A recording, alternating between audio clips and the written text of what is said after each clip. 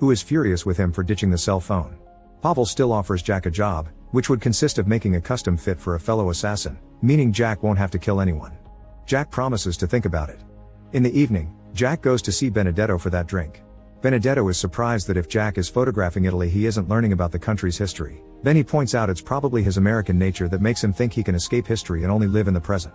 Sometime later, Jack drives to Sulmona, where he does some shopping and watches Matilda from afar. When she sits at a cafe, Jack takes the table next to her and picks up her newspaper when she drops it as a sign he's the gunsmith she's looking for.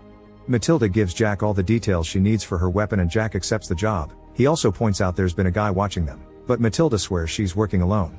Later when Jack returns home, he thinks he sees the same guy in town and does his best to avoid him.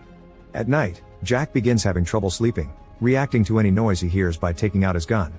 A few days later, Jack goes to the post office to pick up a very special package. It's the pieces he needs to start working on the weapon. The first half of the assembly goes well, but he's going to need some extra things to build a silencer. When night falls, he decides to visit a bawdy house and meets Clara, a call girl that rocks his world. Sometime later, Jack helps Benedetto fix his car when it breaks down in the middle of the road. The priest thanks him by inviting him to dinner at his house, and Jack gets to hear Benedetto's stories about his relationship with the townspeople. He has a picture of Fabio, the local mechanic, who Benedetto worries about because he's a good man but he may be involved in some illegal things. Jack wonders if Benedetto ever wanted to be anything other than a priest, and Benedetto sarcastically wonders if Jack ever was something other than a photographer.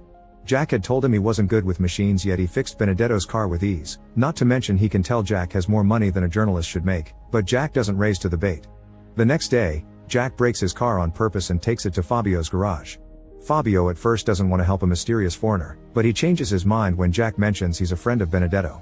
Jack explains cars are a hobby for him and wonders if he could get some pieces to fix a broken drive shaft, and